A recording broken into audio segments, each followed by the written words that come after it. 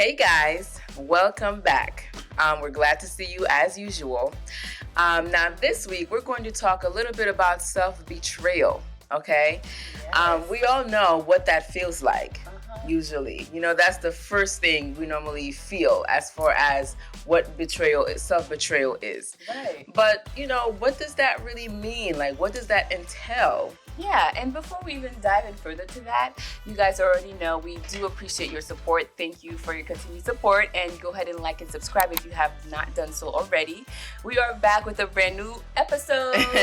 And so, yes, self-betrayal, right? And it's like when we think about it, a lot of us do it, whether it's on a minute scale or whether it's something that's like huge, right? Yeah. But it's all within that same it's all within that same umbrella, Right. that same sphere of self-betrayal. Like, for example, you're lactose intolerant, right? You should not be having, drinking or eating dairy products. And what are you doing? You have dairy anyway, and then wonder why you're running to the bathroom like, Okay, and it's like, now, yes, sure, they have those lactose intolerant pills or whatever you can take. Yes. But that is not curing your disease. Well, not to say that it is a disease, but in that sense, like, you're not curing anything, but you're just more so easing the symptoms. Right. Self-betrayal is still happening. You're just sweeping it under the rug that you're betraying yourself in a sense. And that's a great example of one of the ways you can betray yourself. We're gonna go into it a little bit more, guys, because oftentimes we think that, even for example, when we betray other people, we think that we're really betraying them when really we're betraying ourselves. And we'll be able to go into that a little later when we talk about the ways that you can betray yourself. Yeah, because we've all done it, right? And it's like one of these things where it's kind of like, well, now we gotta face the truth of what does that look like. Yeah. So, the first thing we're going to mention, which is a bit obvious to a lot of us, is the suppression of feelings and emotions. Okay, what you really feel like, what you really want to say, but you know what I'm saying, you just kind of hold back. Yes. If that's the one thing we learn, from holding things back, holding things in, is that you don't really hold it in like you think. It just comes out in illnesses and other ways. That's a little, like you should have caught yourself in the first place. Exactly. And I'm glad, you mentioned that, because even though we are probably be used to that, suppressing our feelings and emotions, all of that is, coming from childhood. If you think about it, like kids, when they tell you, you're like, oh, don't speak out, or don't say this, or don't say that. So as kids, you grow up kind of like suppressing a piece of yourself. And, when you get to adulthood, then it becomes a habit that you're not even realizing that you're doing it. Then hence, leading to those illnesses that we don't want you to have. Right. So the next part here is not honoring your boundaries. I mean, come on now, right? Now, I get it, for a lot of us, boundaries could be hard to set.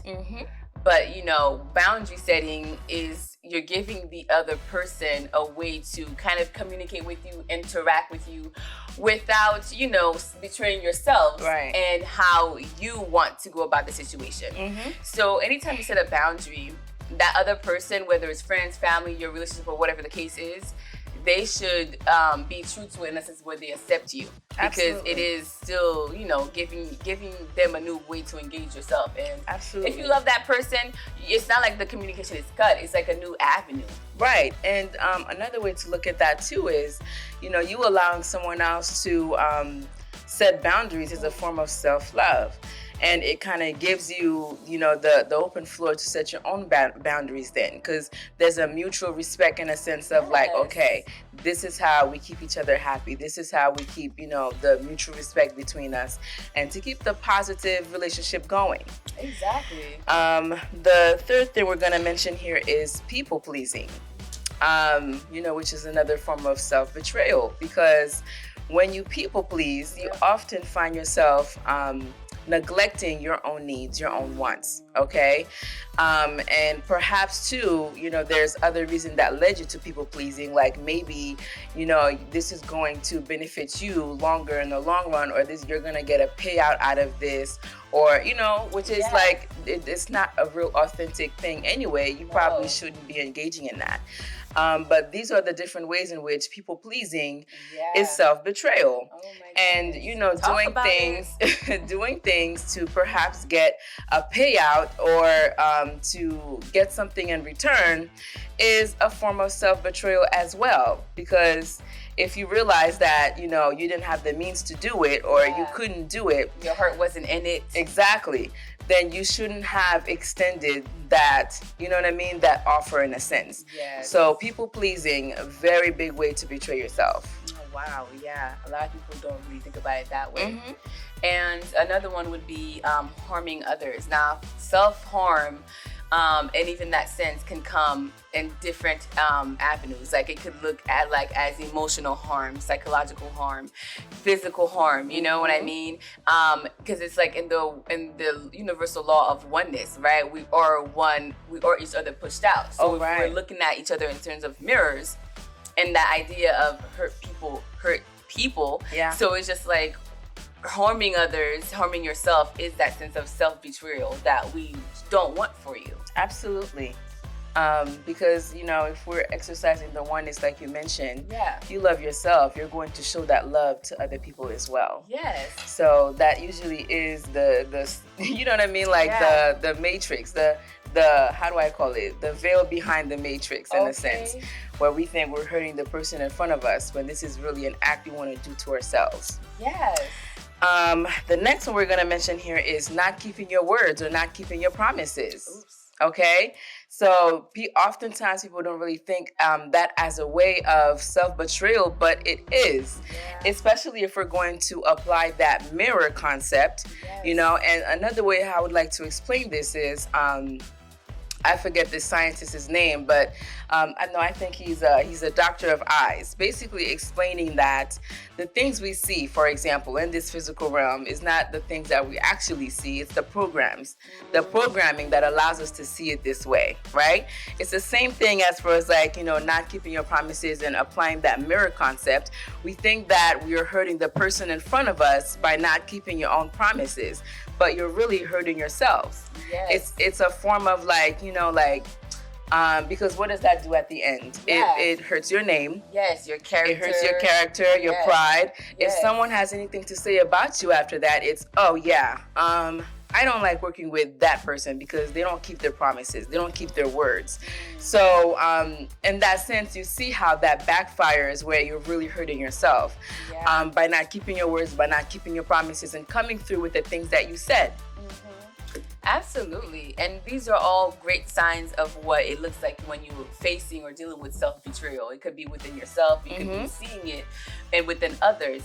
And one of the biggest things like I like to, think about is, it's not our fault in a sense when we are traumatized. When we go through, because it's like part of life, right? If life is a big school and we have to learn lessons, everything can lead to, you being traumatized, going through traumas and all that. So that's not our fault. It's, but in the sense of when you do know better, it's like taking that accountability and that responsibility, then transform how that trauma affects you and kind of like ignite it to then change yourself and then help change the world. Yes. It's about healing that trauma for yourself because let's face it, it's no one else's responsibility to heal your traumas. No. It is your responsibility to make peace with it and then to move forward in a way that affects everyone positively.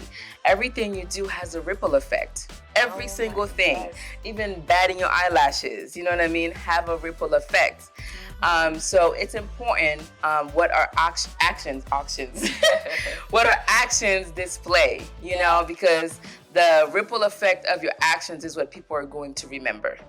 Yes, and you know what? Like, I love that you said that because in the end, right, that famous saying is in the end, all you have is your words, all you have is your action. So all of that is what people are going to remember when we do transition and pass on. Absolutely. Yeah. So what do you guys think, in terms of self-betrayal? Like we mentioned, there is a scale of that. Yes. But it does, just because you're on a tinier scale doesn't mean you get to excuse yourself from the act of self-betrayal. Whether it's, whether you shouldn't be eating gluten and you are, you know, whether you're indulging in sweets when you're not, you know, things like that. Yeah. Not fulfilling self-promises, you know, all of that is still within that scale, which in the end is hurting us and making us have doubts and all of these things within ourselves. Then now that we don't even trust ourselves to show up, because it's like, well, how can I trust myself now when I don't even trust you to not even eat, you know, lactose-free food or, you know, drinks and things like that. And it also gives you the freedom to be yourselves, you know, and your authentic self in a sense where you don't have to feel like, oh, I need to wear this mask. You know what I'm saying? Because if I don't, I feel like things may not happen my way or things may not go as I planned. And, you know, I'll just, whatever. You may never take off the mask, but it's the fact that people think that they have to be someone else in order to get what they need. I mean, the universe has a way of providing, y'all. Okay. It really does. Trust and believe. Absolutely. And you have your spirit guides. But how we treat each other really sets the environment of the world. It really sets, you know, like the tone. So if there's nothing but love, only love in abundance will come out of that. But if it's always jealousy, hate, you know, negativity, that's all that environment is going to fester. You're going to fester an environment where people only wants for themselves, only wants to take rather than give and multiply, in a sense that we can do it easily with me, you, and you, and you, versus just me trying to hold everything to myself like, oh, no. I'm going to look out for myself, because you never know what the future holds. Okay. So what do you guys think about that? You know what I mean? I challenge you all, to the viewers out there, to take a look in your life and reflect. Where have you been betraying yourself? Where have you been betraying others? You know, that's where we show up as a community and take accountability, you know, for ourselves and for our actions that we put out there in the world. Absolutely. Yeah. So definitely let us know in the comments. I mean, again, if you have not subscribed, definitely subscribe. Okay. We talk about interesting topics like this all the time. Because our point, you know what I'm saying? Our point is to help you find your journey back to your soul, back to you. Okay, got it. Find yourself. You know what I'm saying? That part. So thank you so much for joining us, and we'll see you guys next week.